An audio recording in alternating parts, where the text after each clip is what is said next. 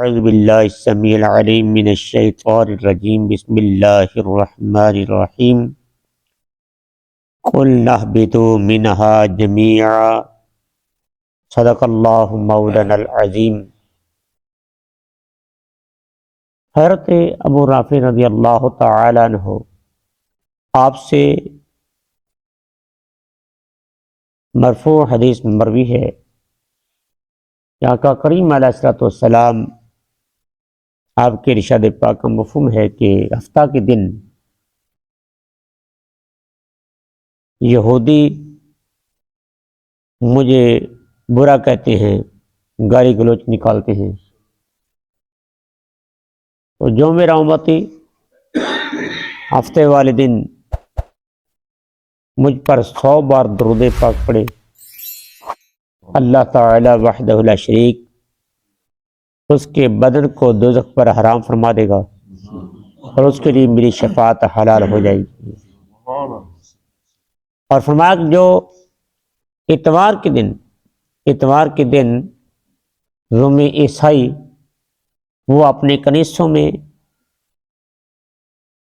اپنے گرجوں میں وہ مجھے برا کہتے ہیں، گالی گلوچ نکالتے ہیں، تو جو میرا امتی اتوار کے دن فجر کی نماز پڑھ کر اپنی جگہ پہ بیٹھا رہے، اللہ کا ذکر و اذکار کرتا رہے، اور جب سورج طلوع ہو تو 2 رکعت نماز پڑھ کر نفل 2 رکعت پڑھ کر مجھ پر 7 بار درود پڑھے، 7 بار، اور اپنے لیے، اپنے والدین کے لیے اور مومنین کے لیے جن جن کے لیے وہ دعا مانگتا جائے گا، اللہ تعالیٰ ان کی شفاعت فرماتا جائے گا، ان کو بخشتا جائے گا، اور اللہ تعالیٰ وحدہ لا شریک اسے بھی بخش دے گا، اور وہ جو دعا مانگے گا اللہ تعالیٰ اس کی ہر دعا کو شرف قبولیت سے نوازے گا۔ صلی اللہ تعالی علی نبی سید محمد وآلہ بارک وسلم۔ خالق کائنات وحدہ لا شریک کا ارشاد پاک ہے قُلْ اهْبِطُوا مِنْهَا جَمِيعًا، فرمایا ہم نے کہا کہ اس سے تمام اترو۔ یہی الفاظ پہلے بھی قُلْ اهْبِطُوا ذکر ہوا، وہاں پہ حکم تھا، یہاں پہ عمل، یا وہاں پہ خالق کائنات وحدہ لا شریک نے سبھی کو کہا، وہ شیطان اور سانپ انسان کو، اما حوا کو، اور یہاں پہ خاص آدم علیہ السلام کی اولاد کو، اور آدم علیہ السلام اور اما حوا کو فرمایا قُلْ اهْبِطُوا مِنْهَا، اترو یہاں سے تمام، فَإِمَّا يَأْتِيَنَّكُمْ، اما اصل میں انما ہے، جب تمہارے پاس میری طرف سے، میری طرف سے ہدان ہدایت آئے، یعنی کہ میری طرف سے ہدایت آنا یقینی ہے، تو فمن تبع ہدایا، جس نے پیروی کی میری ہدایت کی، یعنی جو میری طرف سے ہدایت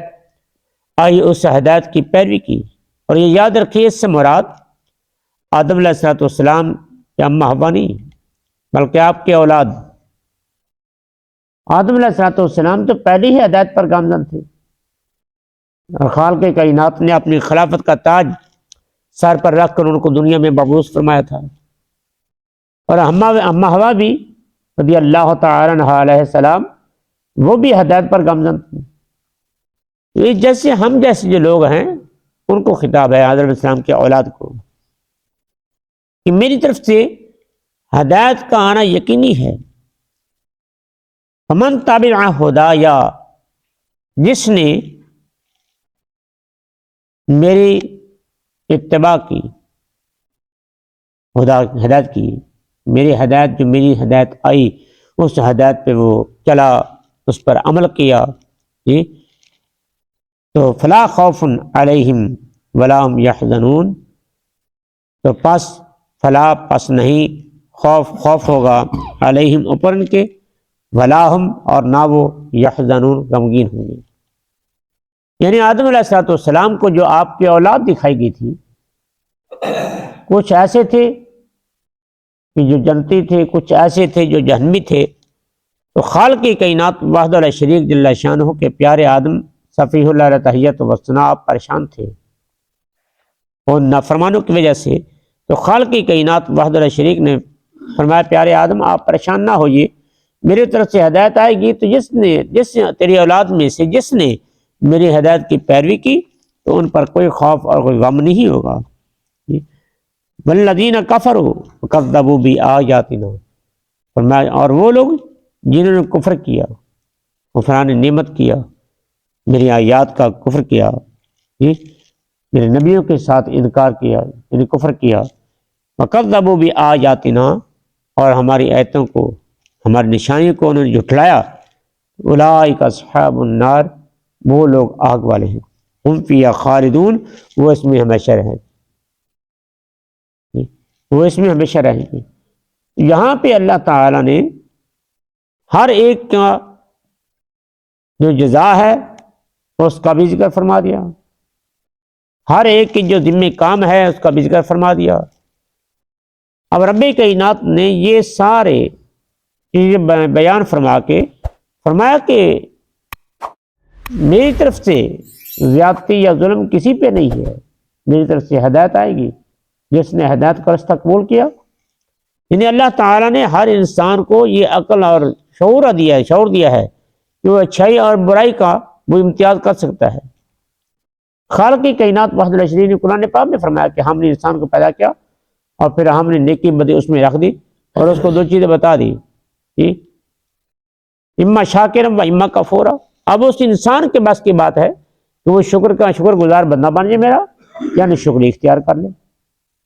یہ اللہ تعالیٰ وحدہ لا شریک نے یہ انسان کو دھمکا نہیں اس پر کہ تو نے کفر کرنا ہے، یا جو ایمان والا ہے اس کے اوپر اللہ تعالیٰ نے ایمان لازم کر دے کہ تو نے ایمان لانا ہے۔ اس طرح تو پھر ساری جزا سزا کا یہ معاملہ دربرم ہو جائے گا۔ اس طرح تو ہر کافر بندہ جو بدکار بندہ یا جو چور بندہ ہے یا جو بھی مجرم ہے شریع لحاظ سے، وہ کہہ سکتا ہے لو جی میرے مقدر میں یہ تھا میں نے کر لیا، اللہ تعالیٰ نہ لکھتا تو میں نہ کرتا۔ یہی کفار ہیں، اللہ کی ذات پہ وہ بات کرنے کی کوشش کریں گے نا، یہی الزام کو تلاش کریں گے، لو جی ہم مجبور تھے تو نے ہمارے لیے یہ مقدر کیا، جیسا کہ شیطان لعین نے اللہ تعالیٰ کے بارگاہ میں عرض کیا تھا، یا اللہ تو نے جو مجھے گمراہ کیا، اس نے گمراہی کا اللہ کی طرف۔ ہمیں چاہیے کہ جو ہر نیک و بد کا ربی کی طرف، ربی کائنات کی طرف سے، لیکن ہمیں حکم ہے کہ نیکی کا رب کی طرف منسوب کرے کہ میرے مولا نے مجھے توفیق دی ہے، اور برائی جو ہے وہ اپنے نفس کی اور شیطان کی طرف۔ اللہ تعالیٰ وحدہ لا شریک جل شانہ اما نوالہ نے جو یہ حکم دیا ہے ہمیں نیکی بدی دکھا کر، اب جو ہمارے اختیار میں ہے کہ نیکی کو قبول کرنا ہے یا بدی کو قبول کرنا ہے، بس اسی اختیار پر ہمیں جزا سزا ہے۔ ہم نے اگر نیکی اختیار کر لی اس پہ ہمیں جزا ملے گی، اگر ہم نے بدی اختیار کی تو اس پہ ہمیں سزا ملے گی۔ اب رہی بات کہ اگر کوئی بندہ کہے نہیں لو جی دیکھو انسان کے پیدا ہونے سے پہلے انسان کی تقدیر جو ہے وہ لکھ دی گئی، کسی نے بڑے ہو کر یہ کرنا ہے وہ کرنا ہے، لہذا ہم تو مجبور ہیں۔ وہ بات یہ ہے کہ اللہ تعالیٰ علام الغیوب ہے، ہم نے جیسے تقدیر لکھی ہوئی ہے ہم نے اسی طرح نہیں کرنا، بلکہ جو ہم نے کرنا تھا اللہ تعالیٰ نے اپنے کامل علم سے وہ پہلے لکھ دیا۔ مثال کے طور پر ایک آدمی جا رہا ہے اندھا بہرا جی گونگا ہے، اب اس کے آگے کنواں ہے، تو آپ کو اس میں کوئی شک نہیں رہے گا کہ یہ آدمی جو جا رہا ہے یہ گر پڑے گا، اب اسے نہیں گرنا ہے۔ آپ نے دوسرے آدمی کو بتا دیا کہ یہ آدمی گر پڑے گا، یہ گرے گا، اب وہ آپ کے کہنے پر آدمی نہیں گر رہا، بلکہ آپ کو اپنے علم سے معلوم ہو گیا کہ یہ آدمی جو جا رہا ہے یہ کوئی میں ضرور گرے گا، کیونکہ اس کو بچنے کا چانس ہے ہی نہیں۔ تو یہ جو ہمارے پاس ناقص علم تھا، اس علم سے ہم نے جان لیا کہ اس کی ہلاکت ضروری ہے، یقینی ہوگی۔ لیکن اسی طرح اللہ تعالیٰ وحدہ لا شریک علام الغیوب ہے، اس کو سبھی علم ہے۔ تو انسان کے پیدا ہونے سے پہلے جو اس نے تقدیریں لکھی ہیں،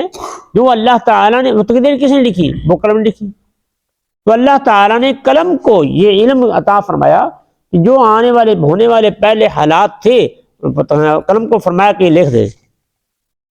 اب جو قلم کو اللہ نے علم عطا فرمایا، اس قلم کے علم کا یہ کمال ہے، تو جس کو رب کائنات نے قلم کو پیدا فرمایا ہے تو اس خالق کا علم کا کمال کیا ہوگا؟ اگر مخلوق کے علم کا یہ کمال ہے کہ وہ قلم اولین آخرین تمام حالات لکھ رہی ہے لوح محفوظ پہ، تو جس نے خالق نے قلم کو پیدا فرمایا ہے اس کے علم کا کمال کیا ہوگا؟ یا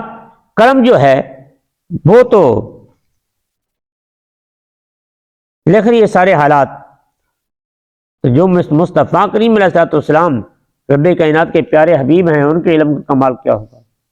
اس لیے علامہ شاہ بصیری رحمۃ اللہ تعالی علیہ آپ قصیدہ بردہ شریف میں لکھتے ہیں نا کہ لوح و علم کا جو قلم ہے، جو لوح و قلم کا جو علم ہے وہ میرے مصطفیٰ علیہ السلام کے علموں میں سے کچھ علم ہے جو اللہ تعالیٰ نے اپنے پیارے محبوب کو عطا فرمایا ہے۔ اللہ اکبر۔ تو خالق کائنات وحدہ لا شریک نے یہاں پہ جو انسان